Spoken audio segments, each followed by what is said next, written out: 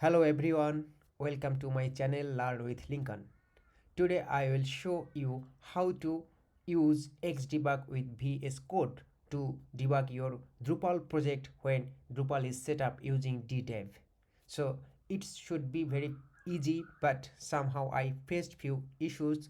That's why I'm sharing my experience so that it helps all others. I have a brand new Drupal 10 demo project installed in my local, and this project is open in my VS Code. So I would like to uh, debug this project using Xdebug. And remember that this project is set up using DDev.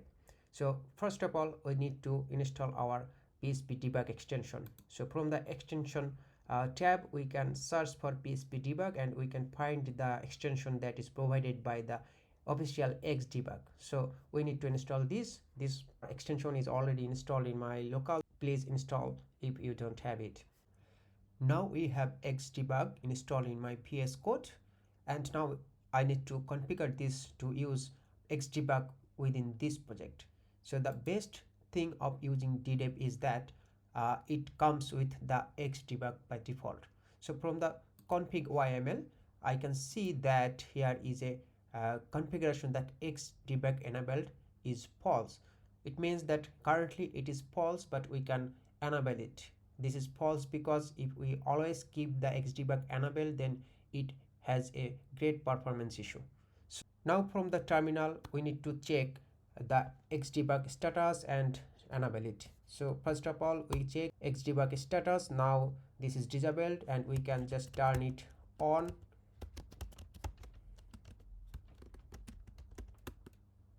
Okay, now the Xdebug is enabled for this project. If we have the PHP debug extension installed, then we will see a tab like this. But from the menu, we can go to the run and then we can add the configuration. So if we click on that and then we select from here the PHP, then we'll see that there is a file created in our VS Code folder inside our projects. From there, we can see that in VS Code folder, we have a new launch.json file. So this is basically the configuration for the Xdebug. First of all, let me show what's the problem with this default configuration. So if we go to the project index file, then we see here we have some code and we may add some new code as well to add some breakpoints. So now we can add some breakpoints here like this. And if we have the extension enabled, then we'll find a new tab here. So from this tab, we have some configurations options here that is actually basically comes from this launch.json file. So listen for the Xdebug. From here, if we click on the green arrow button, then it will start listening to this Xdebug port. So if we click on this, then you see here we find some tools, and now from the browser we need to reload the project. So if we reload the page, then it should stop in these breakpoints, but it's not stopping here. So that's the issue here. So I have spent some time to figure out what is wrong with this. Then I figure out a solution. The solution is here we need to add a new configuration which is called path mappings, and here we need to tell the system the path to our project root inside the DDev container. So this is the project root of my project inside the DDev container.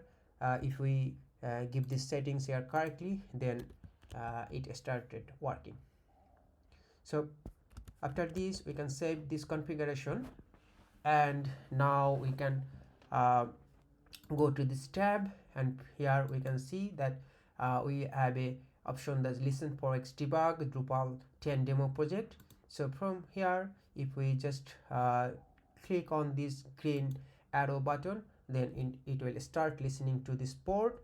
And now from the browser, we can just reload this page. Now we see here we get the breakpoints stopped here. So to be specific, and if we see some variables or anything else, so we can just add some new code here, like a variable 12 and another variable b equal to 10, and then c equal to variable a plus variable b, and print c.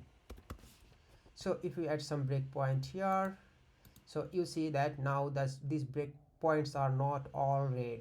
So for making it work, we need to restart this, and you see all the debug points are red now.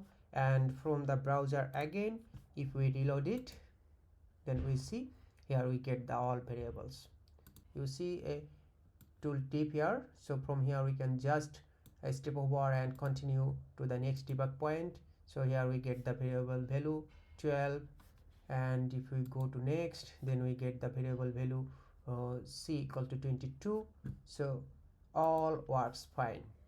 If you have any question, please comment on this video. If you like this video and it helps you, then please share this and subscribe my channel and click on the notification button to get more videos.